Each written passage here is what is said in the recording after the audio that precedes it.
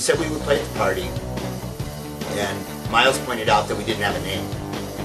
And when I was a kid, my father gave me his collection of old science fiction comic books, The Flash Gordon, John Carter, Buck Rogers, all that kind of stuff.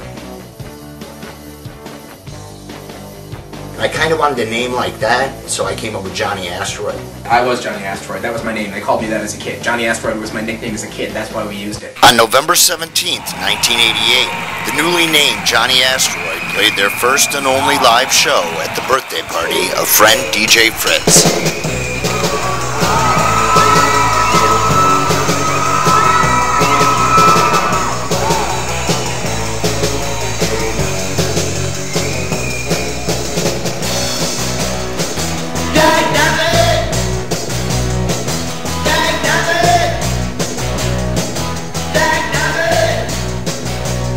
We were getting ready to go on, and Balthazar suddenly had this panic attack.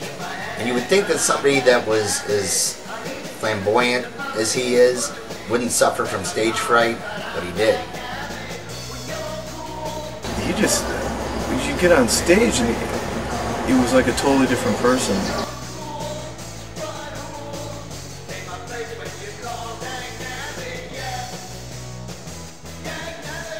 He drank a bottle of wine really quickly to calm his nerves, I guess. And when we went out there, he sat behind Miles in his drum set and just sang from there the entire show. I wasn't hiding. I wasn't hiding from anything because I don't have to hide. And I kept asking him, I kept saying, "What are you doing? What are you doing?" And he said, "I don't want anybody to see me. I don't want anybody to see me."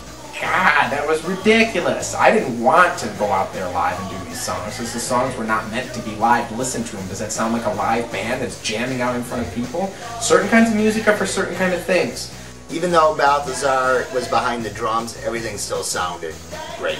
Yeah, like there were a couple like little seconds there where it was just brilliant. You know, it's like, oh, you know, this is what it could be. Johnny Asteroid was not for being out there in front of people and performing like monkeys. That's just not what it was about. The music was designed to be very insular, not a group experience. A solitary pursuit that wasn't for everybody at the time.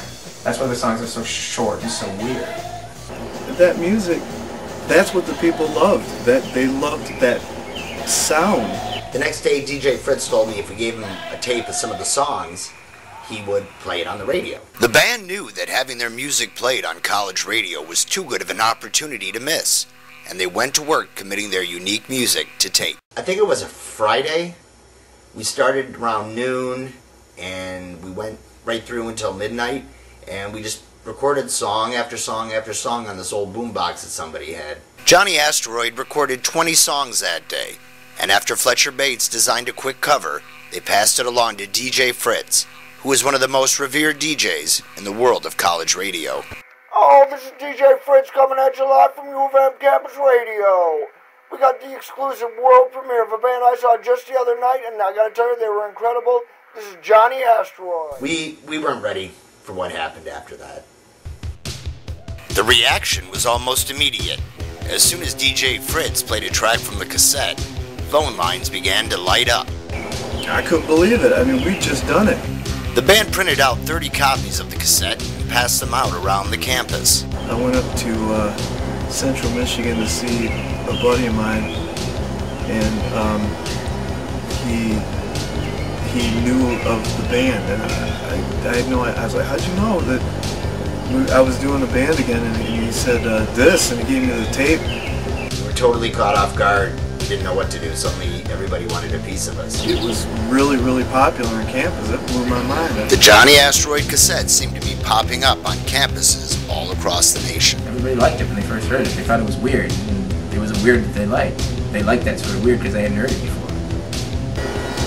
We didn't have any clue. We had no idea that this was happening. It was a complete underground phenomenon. I talked to another friend of mine who went to northern Michigan, and he said the exact same thing. He actually called me and says, you know, your tape is like huge. And I could see where it could go. I could see what I could have done. There were two paths. There was one way Johnny Asteroid could have gone, and there was the other way. There were two paths, and I decided to go right between the two paths. They're gonna know the songs, but they're not gonna know them for these reasons.